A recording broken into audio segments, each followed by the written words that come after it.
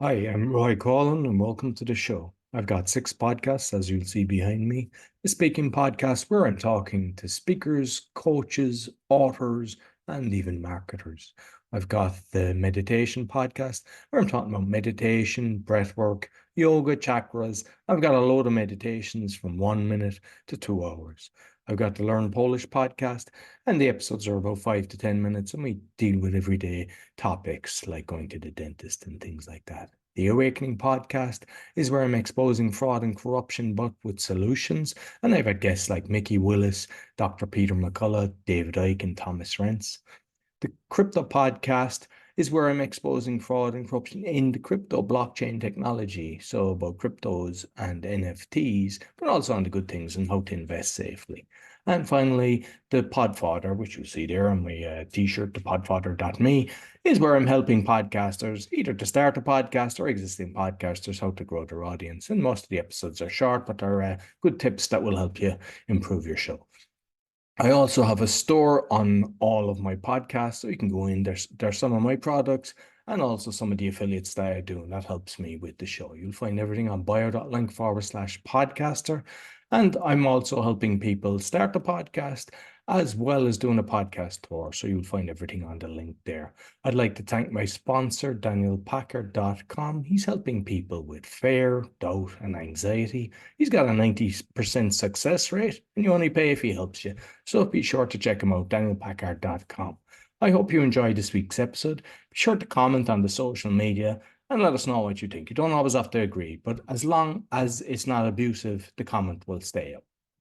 Welcome to the Speaking, Awakening, and Meditation podcast. My guest is an innovator, certified coach, trainer, and generalist. With his life's experience and thirst for knowledge, he has created BrainGym.fitness. But not only that, he's a good friend of mine and a partner. Please welcome Arnold Beekes. Did I? Yeah. Yeah, it's not easy Dutch for a lot of people, but it's really good. Thank you very much. Yeah, no problem, no problem. And I mean, you're from Holland, obviously, but you're currently residing in Romania. So, Correct. we're going to talk about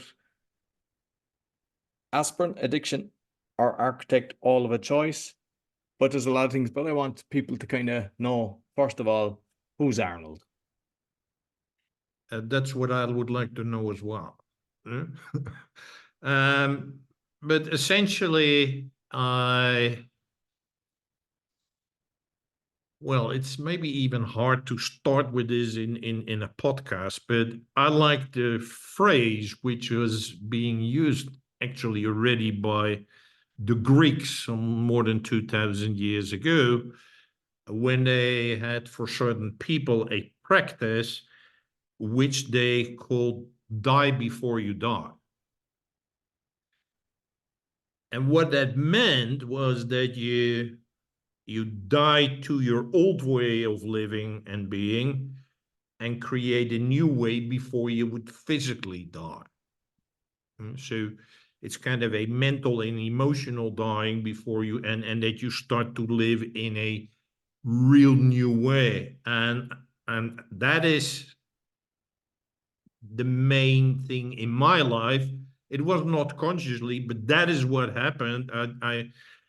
I grew up in a very compliance, conformity based environment at home. Later on, I worked for very large corporations, and that ended at the beginning of my 40s.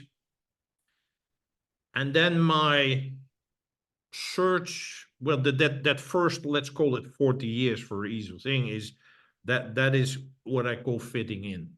That is living according to the expectations of other people. Is that you constantly do what other people expect you to do.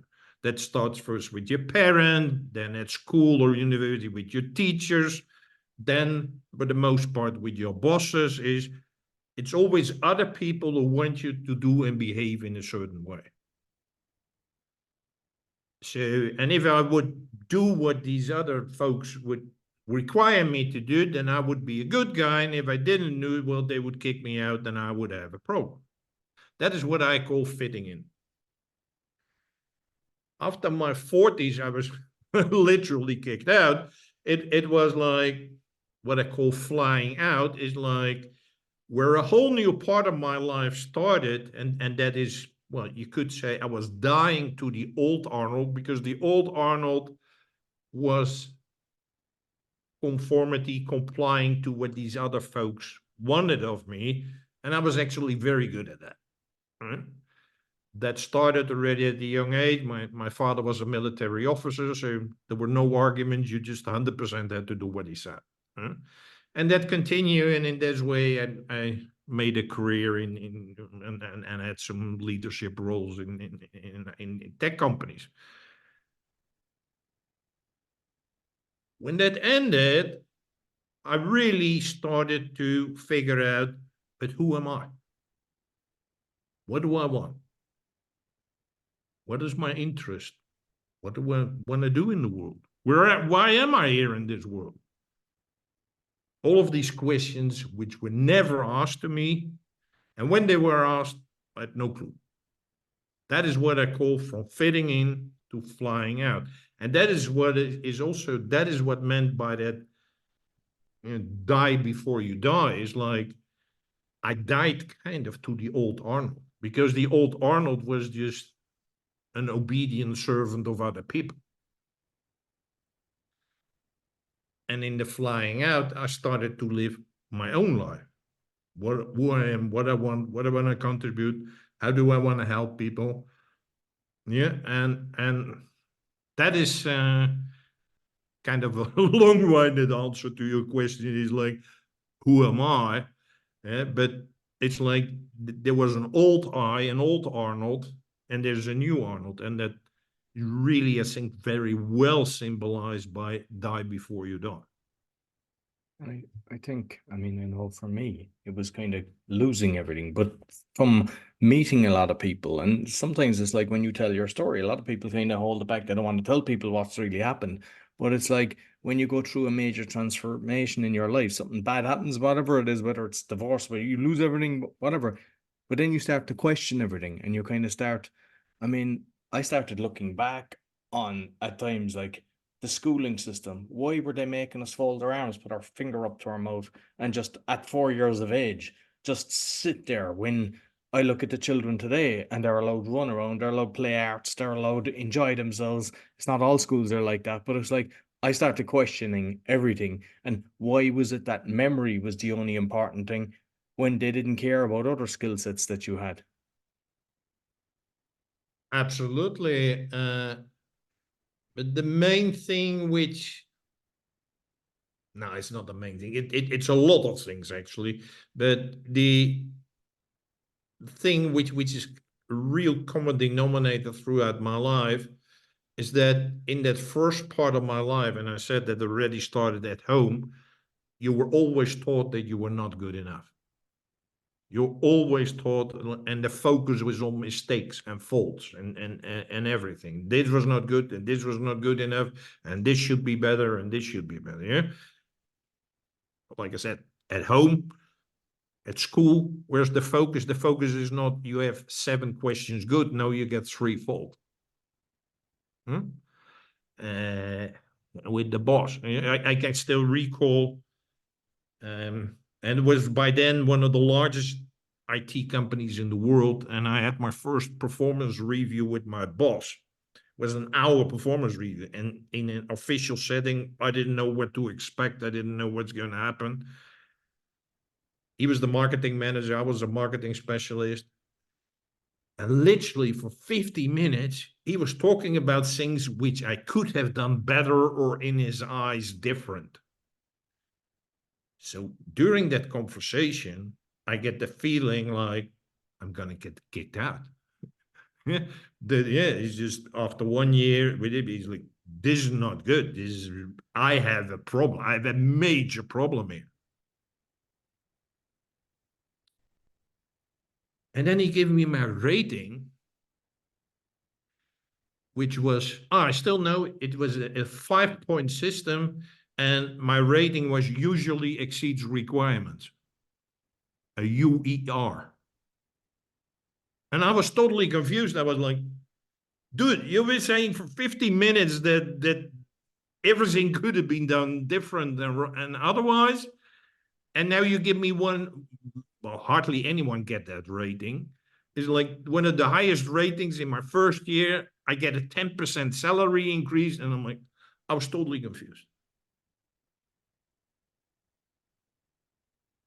That means is that the focus is everywhere is like, they can control people. They can control people by fear and by constantly telling you that you're not good enough. Just on that, because I want to kind of elaborate a bit, because as you were saying that, it brought me back because I was running a big project in it was a Johnson & Johnson project, and it was the biggest builder that was there was, and like we were doing the mechanical, and like I remember the director of this massive company, we'd all sit around with the client and everything, and I would have so much done for things to progress the project, like way better than anybody, and one thing wouldn't be done. And the guy would just start screaming and make that the topic of the meeting.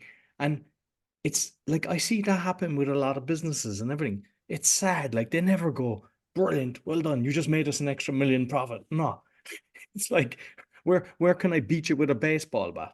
And like if you talk to any like most people that I know that are working in corporations, they all hate it. They hate the boss, they hate the systems, they hate the whole kind of process. Yeah, but that is why when I started to see that telling people their mistakes, their faults, even if they were tiny, and blow them up, yeah, and telling them constantly they're not, that was essentially what it was. That it is a tool to control you, and that it's got nothing to do with you, Roy, as a person or as an employee. It is basically how everyone is trained. Also, those managers and those people is like, hey, you want to control people? Tell them what's wrong. Because then people are shrink and they're like, ooh, I get kicked out. I lose my job. Yeah, I can't pay my mortgage. It's like, yeah, so that is the tool to control you. But I took it like many, I took it personally like, oh, there's something wrong with Arnold. Arnold didn't perform right. I'm not good enough. Well, basically, it's got nothing to do with it. It's just their tool to do is like, hey, look, I'm the boss. I'm in a position to tell you what is wrong. Yeah? So, like that boss who told me in 50 minutes all the things which were lousy in his opinion and gave me one of the highest ratings ever. And in that process, I started to see that to distract, like, hey, it is a tool which people use and they use it, I would say, even subconsciously. It's not, they don't want to ruin you, but that's just how you're taught to be a manager. Huh? And most people don't think about it. It's like, no, I have a review, I got the performance, I got to tell them what's wrong. Oh yeah, and at the end you got to tell them what's good. Mm-hmm. They even call it a sandwich technique. Yeah, give them the bad news and then up front and at the end a little bit positive. Huh? But the whole goal is that they stay in control. Because they're not going to say, hey, by the way, I think you're more clever than I am. And that you can grow past me and that you can do much more for our company. No, that's not what they're going to say. So my kind of awakening, which you started with questioning, and for me it was like a huge shift where I took things personally and like, no, it's just a control tool. It's got nothing to do with me.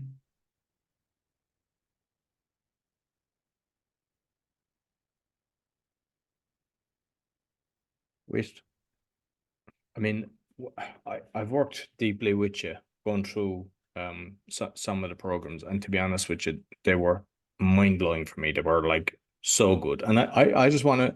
You probably don't want me telling people your age, but I think you look fantastic. You're 65, yeah, and like even people that they think you look a lot younger than you are. And I mean, I was even saying, I mean, I went gray in my 40s. Like you can see you're not gray either, which is fantastic. But it's like you're conscious of everything you do. So maybe we could just touch on some of the stuff that like I know that you cover, because for me and even the team, like just by me being in the conversation with you, it was like I wish I had access to this and understood this in my 20s. But then I go, at least I know now, as opposed to not knowing at all. Because there's plenty of people I know my age that don't understand this or don't practice this and everything. So like we might just kind of touch on a few of the stuff, like I suppose like the paradox of relationships, because at the end of the day, we're not just talking about spouse and stuff like that. Relationships are everybody we're connected with. That is basically where is it a movie called Heidi, You're Alone in the World or something like that? But it's like we're not alone in the world. There are 8 billion other people. There are animals, plants, bacteria, whatever. So we, whether we want it or not, every time of the week we're dealing with other people. Hmm? And these other people are what I call the paradox is that they're the source of inspiration, the source of feeling good, of having fun, of enjoying yourself. But they're also the source of much sorrow and unhappiness and sadness. So, but that's both in relationship, both can be the case. The main understanding is I can tie it back into the fitting in, is that most people behave outwardly different than what is happening inward. So you say one thing or you do one thing which is different than what you think, what you feel. And that's what makes communication so difficult, because we express things which are expected of us. And we say, yes, of course, yes, I agree, and yes, it's fine, and yes, it looks good. Well, inside ourselves, we think, well, that is really shit. Let me tell you an example which I had years ago when I was responsible for a big airline to do some kind of a change program. And I asked one of the middle managers and I said, are you ready for the change? Did you prepare your department? Is everything cool? And fortunately, he was very honest and he said, Arnold, yes, I'm ready. I've changed the name of my department because now it's got another name. And he said, for the rest, I'm just doing exactly the same as what I did for 15 years. Yeah. That was an honest response. Most of the people would say, yes, of course I'm ready. And I like it. And the change is good. Well, they think, well, it's just bullshit. And that is the problem with relationship. And I'm not blaming anyone because I played that game as well myself, is that the main problem is outwardly we behave in a certain way as we are expected to be. Remember, we're living someone else's life. But inwardly, we feel and do something else. And that gets into confusing messages.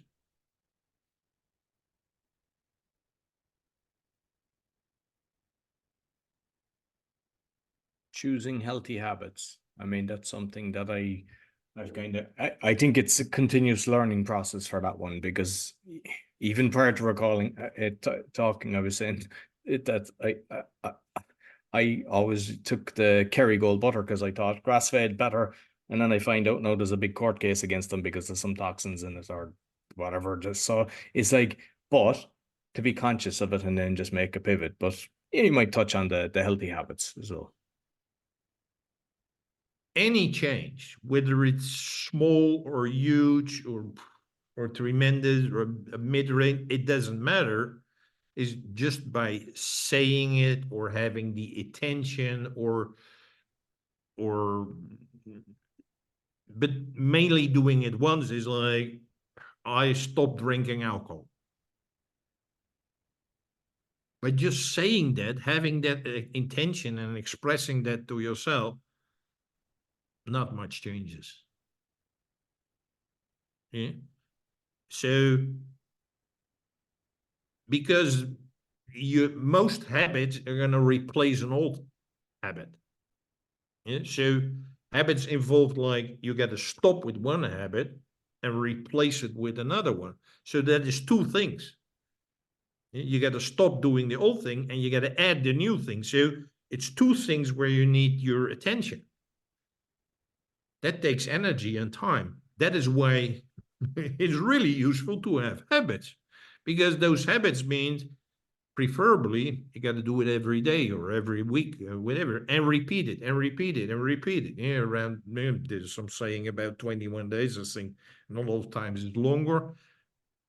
It's like those habits help you to stay really focused and make that new habit is like, I don't drink alcohol, to an old habit is like, I drink alcohol every day. By the way, that was me. Yeah, and just by saying it, we're doing. No, you need to create that habit. So that is why habits are really useful. I think all of us, each morning, you brush your teeth. You like brushing your teeth? Are you looking forward to brushing your teeth? No, it's just a habit. Yeah? So habits are good, because once it's a healthy habit, you can maintain doing it and you don't even need to think about it. And I mean, even with, like, say, drinking, the people say, oh, they drink a lot or they don't drink at all. But like, it was when I had a guest on and she was talking about grey drinking, and I was like, I fall into that category where it's like most days you're kind of having a few glasses of wine with your dinner, or a few beers when you're having the barbecue, and it's just kind of, and it's like, when you make a conscious decision to say, hey, this is kind of catching up me, and go off it for a month, 2 months, or whatever. One, you start losing weight. Two, your mind becomes a lot clearer. You get way more productive. And it's like, I think it's just to be kind of asking yourself, why am I doing this? Because there's positive and negative habits. And I think that's a negative habit. And for how, like, what I do is, like, I'd have the water and I'd have some cider vinegar. And I often sit down and I go, I'm enjoying this just as much, or a really good quality tea. And it's like, why do I fall into this? And it's just to be conscious and not go back into the trap. Yeah, you're touching on something really important, is that we have way more habits than we know. If I ask you, is like, how many habits you have? Well, I don't even know myself, but I tell you, they're much more than what you anticipate. The same thing is true for your beliefs. We'll get to that later, but it's like probably hundreds. Yeah? And the only way to change things is it starts with your show is what you call awakening, what I call awareness. Is like, you have to be aware that you're maybe drinking a little bit too much, and that you want to change that. And then you have to trigger yourself in that period between having an old habit which you have to stop, which and ramping up a new one. That requires all of your attention.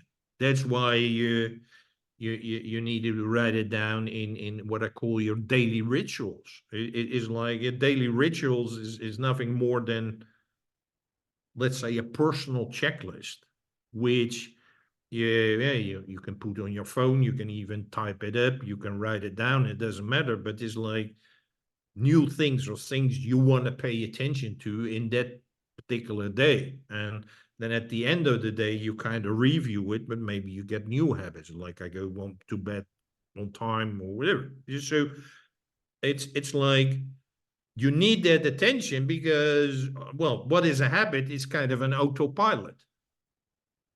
So there's an in-between period where you got to disrupt one autopilot and build a new autopilot. That is why you need in between what I call these daily rituals to focus you. Is like, hey, remember, today I'm not going to drink.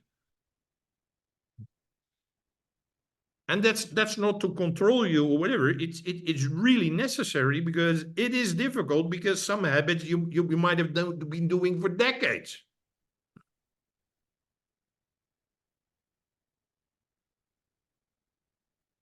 So, other one is daring to be unique.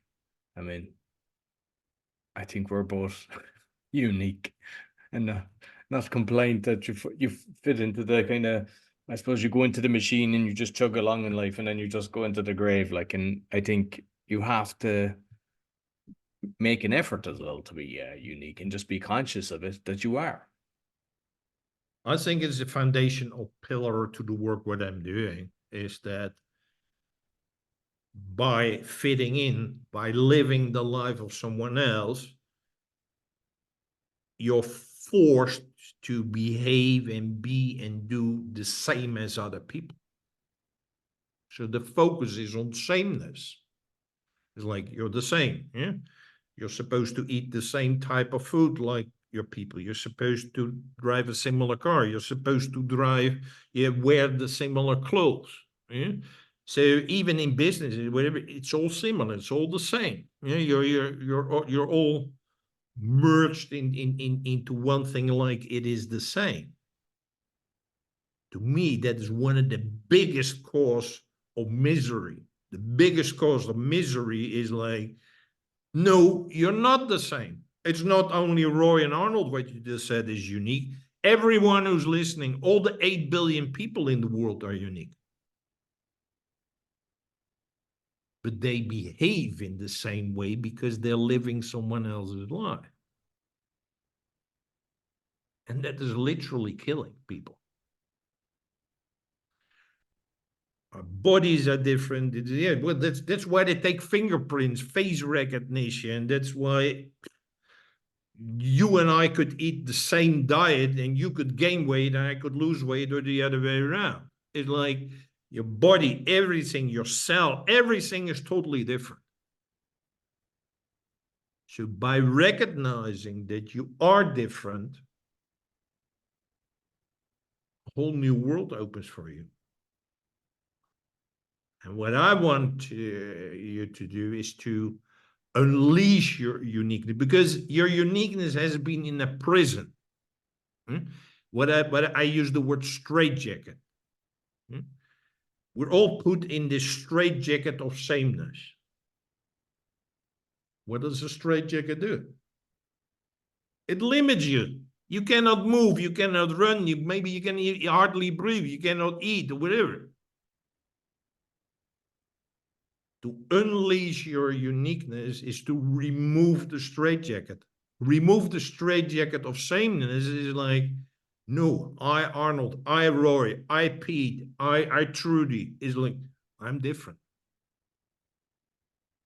And what is my uniqueness? And how can I use my uniqueness? Your uniqueness, everybody's uniqueness, that is what we need in the world. Because we've been following and doing all the same things, and look where we end. Our society is a mess. Our environment is a mess. Tell me anything which is not a mess. That's because we're trying to do the same. In business, they call it business practices. That's why it's not working. Because even businesses are different. We should be using our uniqueness. But first, recognize that we're unique. And I mean, just based on what you said there, the thing is, because of what's going on in the world, and everyone is kind of seeing it now and it's regurgitating, and we don't, the way the media is kind of manipulated and everything, when you actually have people that are working to their kind of full potential and uniqueness and coming together, that's how you make massive change. Yes, that is what I call united uniqueness. Uniqueness doesn't mean egoistic. It doesn't mean it's my way or the highway. No, it's like, I call it, where the situation in which we're now in our society, I call it a convergence of changes. There are a lot of changes on many different areas, socially, environmentally, politically, health-wise. You can name anything. But these are not in a silo. They interact with each other and they have an impact. So I call it the convergence of changes. We never been throughout history in such a situation as we are now. So the only way to come to solutions to address this is we need unique perspectives. And we need each and everyone's talents and skills, unique talents and skills, to help come to a solution. And it's not a solution. It's like, okay, let's do what we did 3 years ago there, or what happened 5 years ago there, or yesterday there. No, it's going to have to be something totally different. The only way to address that, I call it united uniqueness. Use everyone's uniqueness to come up with something which works for everyone. So I think most people have heard the saying, curiosity killed the cat. But learning requires curiosity, and I know you touch on that as well. Yes, that is, when you say curiosity killed the cat, it's a saying which I think is in most cultures, is that they don't like children to be curious. Because when a child asks, is like, why is the sky blue? And the parents don't have an answer, is like, you feel a bit embarrassed. So it's like, oh, you're curious, that's not good. Huh?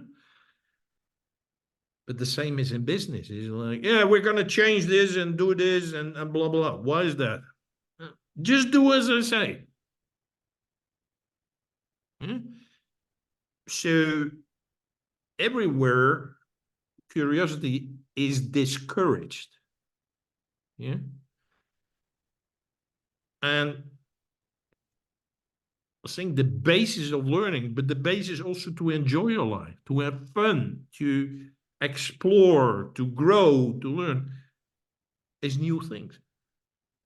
The most boring life is if you do, let's say you're grown up and for 60 years, you every day eat the same, you meet the same people, you watch the same TV programs, is it like, yeah, that is boring. In the end, I think it's even killing people. Yeah? So what makes your life spicy and interesting and cool and fun and inspiring is curiosity. Why do people like to read about, throughout history, explorers, whether it was Columbus or Magellan or up to like people are exploring who built the pyramids in Egypt? Everybody find that interesting. So I think it's a natural thing. That's one of the main things I think in which we humans are different from animals and other species. It is like we're curious. We like to learn. We like to grow. So there's nothing more motivating and inspiring to be curious. So I don't think curiosity kills the cat. I think curiosity saves the cat.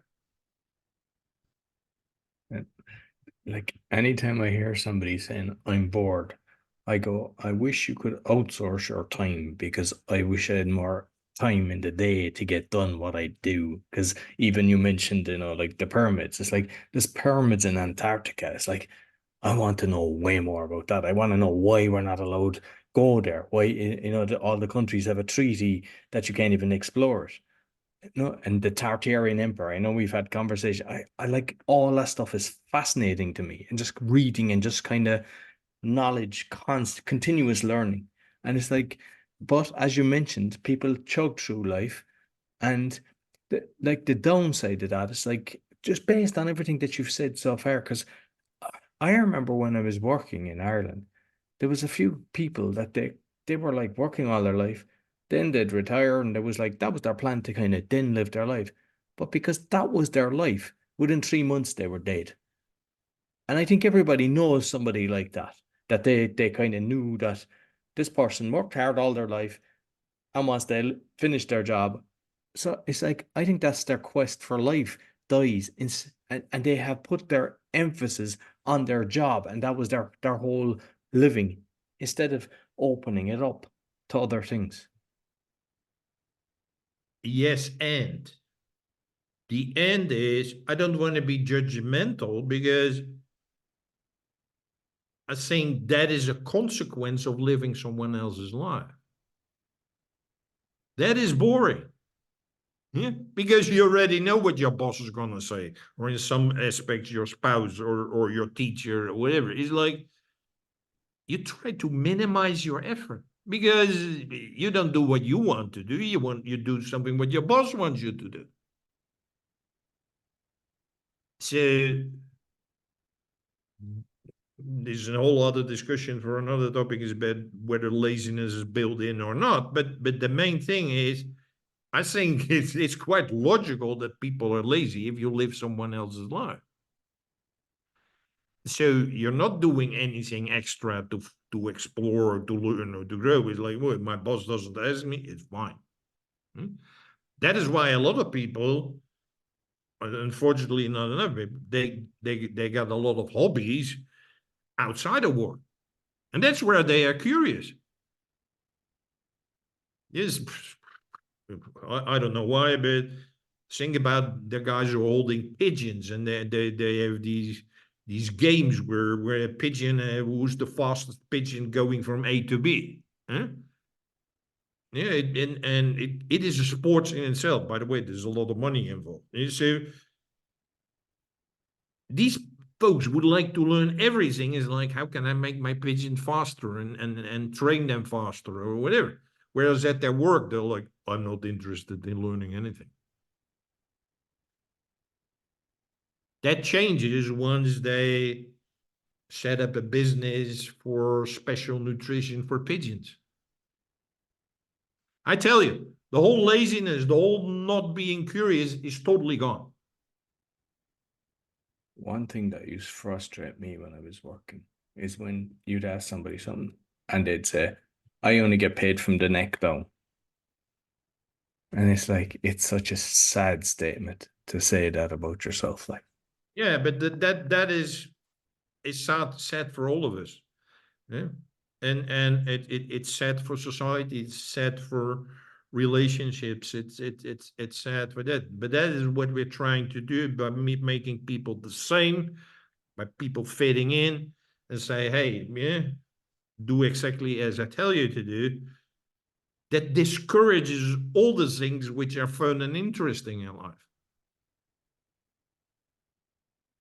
so emotions, Arnold, expressing emotions, how important is that? Again, it's looks like a comedy denominator in the things what we're discussing, because what we're discussing is actually we do one thing, but we rather should be doing the opposite. Huh? And with emotions, it's even more flagrant. Is that we are taught, and it's, well, even more men than women, is like you're not supposed to show emotions. Men don't cry. You're supposed not to be angry. You're supposed to be, yeah. So from a very young age, yeah, even if you fall and you hurt your knee, you're not supposed to cry. Oh, I got my knee. Shut up. Yeah? So it's like, so what we do is like, it's really like a ball into the water. Is we suppress our emotions, and well, I've been doing that, well, maybe even for more than 50 years. I tell you, it's like it becomes a habit. We talked about habit. It is a habit. It's like we're suppressing our emotions. We're not listening to them. But what is happening? Sooner or later, that ball which you press in the pool and you press it on the water, at some point in time, it becomes too heavy and you cannot hold it anymore, and it explodes. Huh? In case of emotions, it explains like maybe you become very, very angry. I think a big cause is maybe cancer. It's like because you've been suppressing such unhealthy negative energy that looks for a way out. Yes, a simple thing which you experience yourself and I experience as well is that we had, and I know many people who get back pain. Many people who get back pain. Yeah, I'm sitting too long, I'm this and that. What ends is that it's not a physical deficit. It's a psychological thing. And one of the main things is suppressing those emotions. Telling your boss that it's fine and that you're good and that you love his plans and his ideas and you think they're great. They're the best thing in the world after sliced bread. Whereas you think, well, completely bullshit what the boss said today. That hurts you. So it's just like with curiosity. It's just like uniqueness versus sameness. It's like suppressing your emotions is not good. That doesn't mean you have to beat everyone up which you disagree with. That's not what I'm saying. Yeah, but it's like. But you feel better when you do that, Arnold. Yeah, sometimes it could be, but it's like at least express them to yourself, and at least know that you're suppressing them, and that already gives you more relief, and it helps you to start understanding who you are and what you value, what you find important, what you don't find important, what you like, what you don't like. If we're just always suppressing our emotions, we become robots. My main why is people are robotized and robots are humanized. I put this down several years ago, and that is what you see is like people are more and more starting to behave like robots, and everybody thinks it's great. And then we get humanoid robots which behave like humans, and we think it's great. But it should be the other way around. And that is that's creating so much misery and sadness and anger and a lot of these sicknesses like cancer or heartaches or ulcers, whatever, because emotions are driving our behavior, and it's not our rational can. It's the emotions who are driving.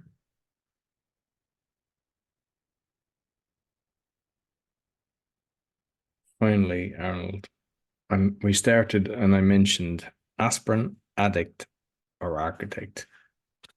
And I mean, everything that we've discussed is kind of like it's your choice.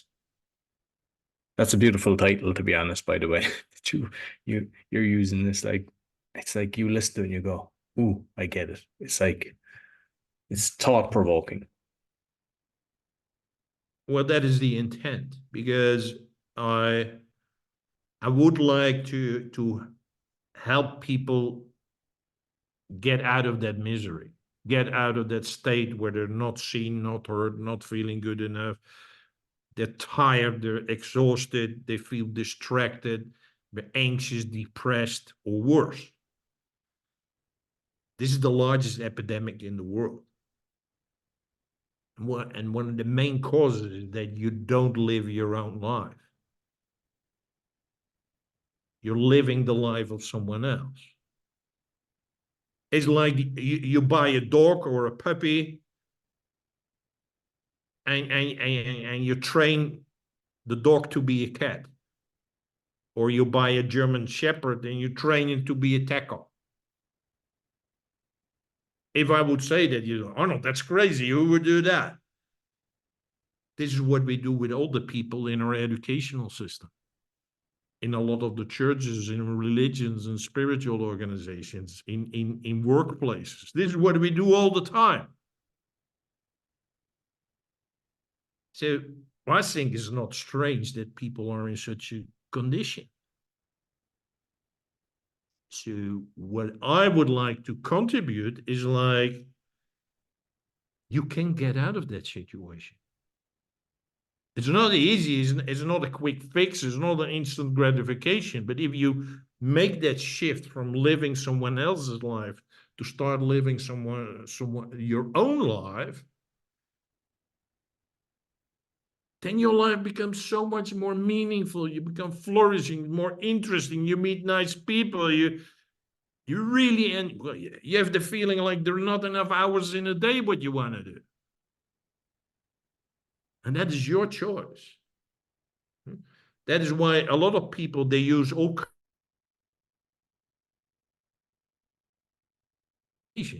because it's like, I don't feel good. I got a headache from my boss and from my wife or my husband or from my children. Or it's like, yeah, then there's, oh, let's do mindfulness. There's nothing wrong with mindfulness, but it's only half an hour each day. So how do you feel the rest of the 23 and a half hours of this day?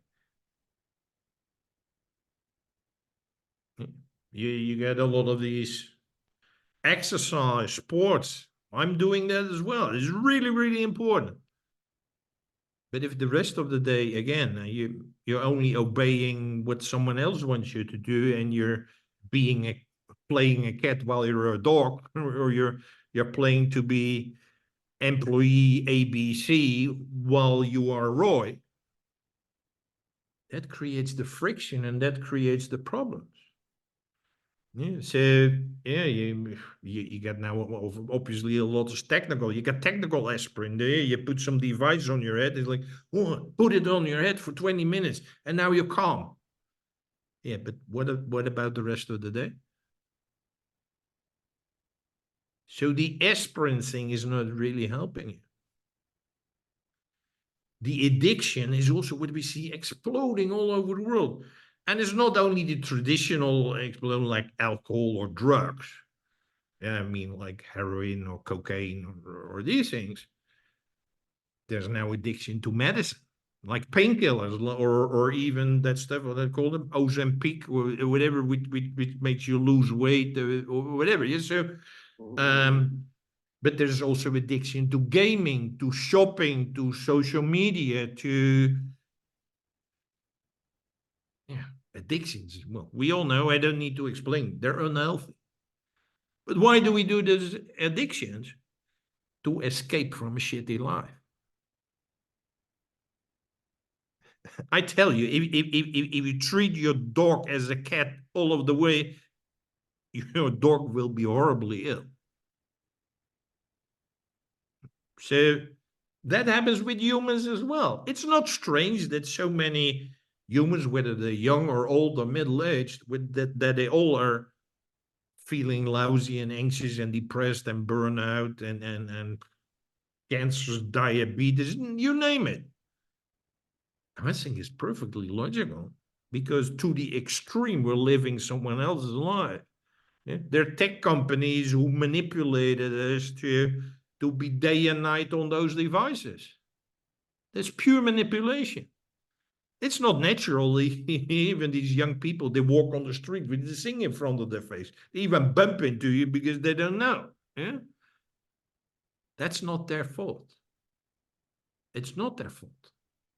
It's the tech companies, and they know what they're doing. Yeah? So, and that's also an addiction. I see here, well, everywhere, is like young women, they got a handbag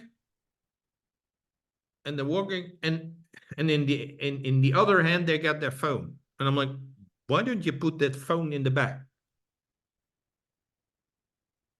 Because they don't want to miss 1 second of that. That's addiction. But again, I'm not saying they're stupid or not saying it's their fault. No, it's the tech companies, the big tech companies, who want you on that device day and night. But again, it's addiction. Why do we do that? To escape from a world, to be part of a world which is not ours. So what I want to do is to make people an architect of your own life. What does an architect do? You first plan it, then you build it, you construct it, you create your own life. I had to do that as well. You had to do that as well. It's like, when I was in the beginning of my 40s, it's like asking questions, but Arnold, who are you? What do you want? What do you want to contribute? What do you love to do? I seriously had no clue. I had no clue because nobody ever in my life had asked me that question. Nobody. It was a coach when I was being who asked me, like, yeah, Arnold, you're very good in telling what you don't want. I don't want this anymore. I don't want this anymore. I was just rambling on, like that. By the way, I've been asking this question to hundreds of clients, and they have the same thing. Like, yeah, I don't want to. They all want this. Everybody knows. If I ask anyone, what do you not like? What do you not want anymore? Okay, thank you for sharing. But what do you want? I'm opening my mouth for the guys who are not watching us. And we can hear the crickets in the background. But it's like, I had no clue. Isn't that sad? That we live in a society where if someone else, but Arnold, who are you? What do you want? Roy, what do you want? Roy, what are your unique qualities? And it's at your age or whatever. Nobody had ever asked you that question. So the aspirins are only temporary fix. Addiction creates you into a kind of what you think is a permanent fix, but really is destroying you. And the architect is like, hey, I want to build up my own life. I want to follow my own path. And maybe I got to create that path. Like the old explorer in the jungle, and they could use their machete knife to cut a path in the forest. That is hard, but that is also extremely rewarding, motivating, inspiring to do. And then you realize, like, I don't need these aspirins. I don't need these addictions because I feel great. So why should I need those? I don't want to be distracted from what I'm doing. Yeah? If you ask a person from fitting in, and they always, and typical of the employees, like, what are you going to do for the weekend? Well, the weekend is the only time where they live their own life and not the life of their boss. So for them, the evening, but the evening is mostly very busy, is like the weekend is their time. It's now Monday. I bet how many people have asked you already, what are you going to do the weekend? I think that's sad. It's nice to know what you do the weekend, but the most important thing is what are you going to do for the next 5 days? And you can only start.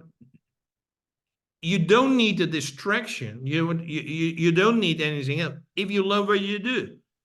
I've been working a large part Saturday and Sunday. And I don't need any alcohol or drugs or whatever to distract me because I love what I'm doing. And people or employees like, oh, what you do? Well, I worked. I actually created the slogan and the stuff or whatever. And they're like, they think I'm crazy. No, you are crazy.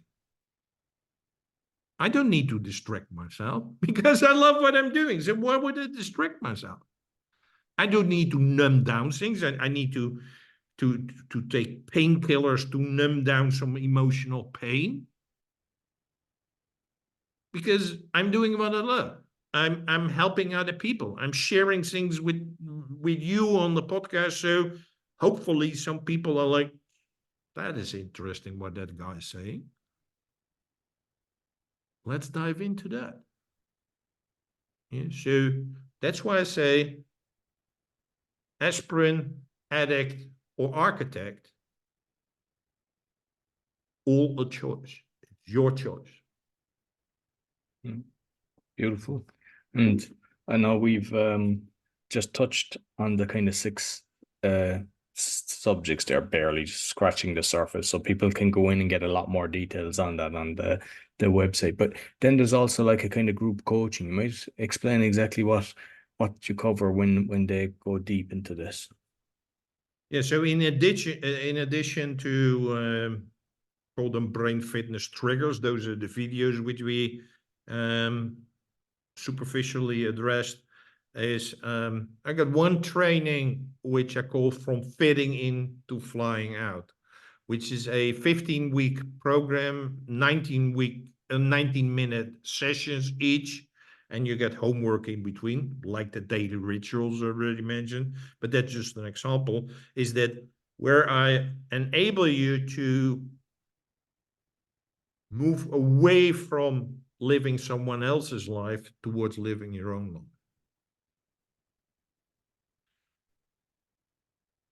So that's typically for people who are in a midlife crisis, people who are employees and want to do something different, maybe create their own business or maybe their own charities or whatever. Yeah, that is for that group.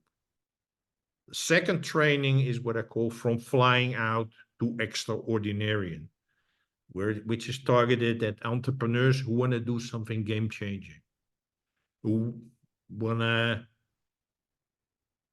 solve like getting fresh drink water everywhere, or want to create an educational system which is based on your unique qualities and not on your sameness. Yeah? Those are really game-changing things. So that is the other training program where I help people from flying out to extraordinary. 15 weeks, 90 minutes, and of course, a lot of work in between because you got to create those new habits. Perfect. And I believe the website is braingym.fitness. That's correct, Roy. Yeah. So listen, Arnold, as always, thoroughly enjoyed our call, and I look forward to having you back again. So that's all for the speaking podcast, the awakening podcast, and the meditation podcast. Be sure to give us a thumbs up, 5-star rating, share with your friends, and comment on what we were discussing. We love to read the comments. Until next week, take care. So I hope you enjoyed this week's episode.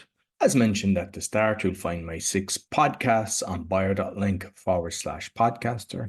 And also, if you'd like to start a podcast or do a podcasting tour, you'll find the information on that or on the QR code that's there. Be sure to give us a thumbs up, 5-star rating, and share with your friends because it really helps. And also, I'd like to thank DanielPackard.com, helping people with fear, doubt, and anxiety. He's got a 90% success rate, and he's only charging if he helps you. So be sure to check him out, and you get a free call to discuss everything. Until next week, take care.